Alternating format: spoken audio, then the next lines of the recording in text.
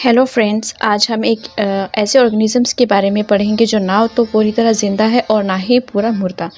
ना जो खुद मतलब खा सकता है, ना सांस ले सकता है। इतना छोटा होता है कि वो मतलब नॉर्मल माइक्रोस्कोप से भी वो हमें नहीं दिखता। क्या आप तैयार हो इस अजीब और राज भरे वायरस के बारे में जानने के लिए? तो चलिए शुरू करते हैं वायरस के साथ। हमारा टॉपिक है status of viruses in classification. सबसे पहले जानेंगे कि वायरसेस क्या होते हैं। What are viruses? Viruses are ultra microscopic, meaning they are extremely small so that we need an electron microscope to see them.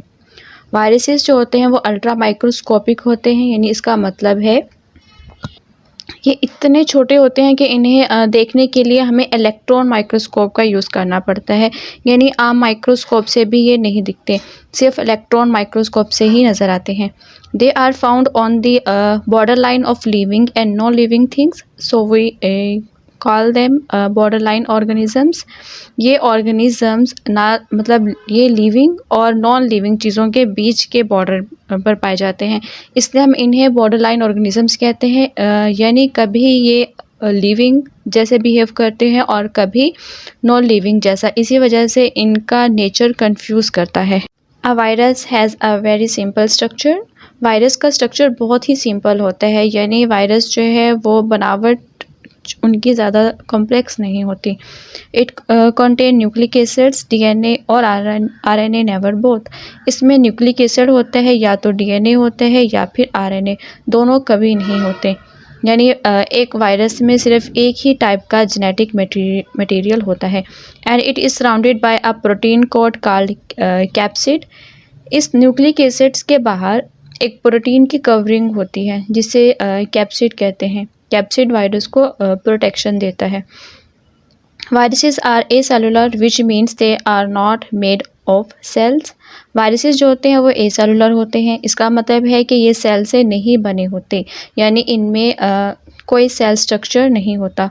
They do not have organelles जैसे कि cytoplasm और अ सेल मेम्ब्रेन। इनके पास कोई organelle जैसे nucleus, mitochondria, cytoplasm, ये cell membrane नहीं होती।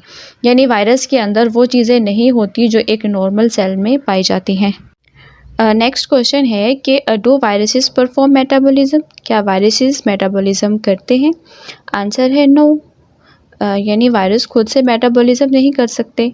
Viruses, अब इसकी वजह जानेंगे कि viruses can not carry out any metabolic activity on their own. Viruses अपना कोई भी मेटाबॉलिक एक्टिविटी नहीं कर सकते। They can not break down food, produce energy और ग्रो लाइक लिविंग थिंग्स। वो ना तो खाना तोड़ सकते हैं, ना एनर्जी बना सकते हैं और ना ही ज़िंदा चीज़ों की तरह ग्रो कर सकते हैं। यानी वायरसेस का अपना कोई डाइजेशन या फिर एनर्जी सिस्टम नहीं होता। That's why they are not considered fully alive. इसी वजह से उन्हें पूरी तरह से ज़िंदा नहीं माना जाता। वायरसेस थोड़ा लिविंग और थोड़ा नॉन लिविंग के बीच के होते हैं। नेक्स्ट है when do viruses become alive? Viruses कब जिंदा होते हैं? तो virus become active only when it enter host cell like in plants, animals और ह्यूमंस। एक वायरस तभी एक्टिव होता है जब वो किसी होस्ट सेल के अंदर चला जाता है, जैसे किसी प्लांट, एनिमल या इंसान के सेल में। बाहर वो इनएक्टिव होता है, लेकिन जैसे ही वो होस्ट के अंदर जाता है तो वो अपना काम करना शुरू कर देता है। इनसाइड द होस्ट, अब है कि होस्ट के अंदर, यानी जब वायरस किसी सेल के अंदर चला जाता है तब क्या होता है? It releases it's genetic material. वो अपना जेनेटिक मटेरियल जैसे कि डीएनए है या आरएनए सेल के अंदर रिलीज करता है।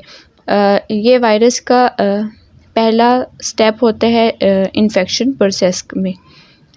Uses the host machinery to make it on proteins. Virus जो होते हैं फिर होस्ट सेल के सिस्टम का यूज़ करके अपने प्रोटीन्स बनाते हैं। आप इसको ऐसे कह सकते हैं कि होस्ट सेल की फैक्ट्री को अपना काम करने के लिए हाईजैक कर लेता है। मेक्स कॉपीज़ ऑफ इटसेल्फ, और फिर वो अपनी कई कॉपीज़ बनाते हैं। यानी वायरस मल्टीप्लाई करता है, एक से कई वायरसेस जो है वो बन जाते हैं। This process is called viral replication. इस प्रोसेस को वायरल रेप्लिकेशन कहते हैं, यानी वायरस का होस्ट के अंदर घुसकर अपने आप को डुप्लीकेट करना। How can virus infect?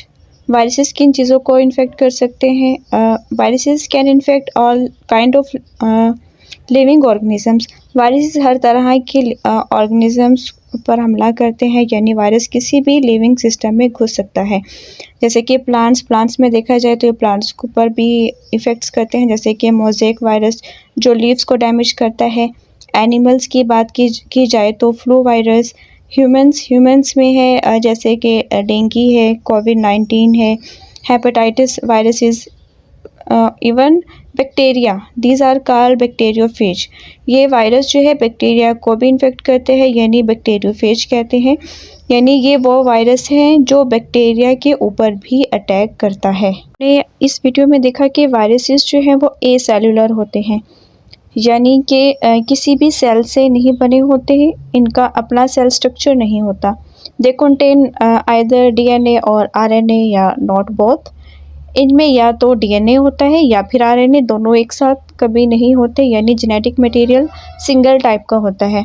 They do not perform metabolism. Viruses खुद से मेटाबॉलिज्म नहीं करते, ना खाना तोड़ते हैं ना ही एनर्जी बनाते हैं।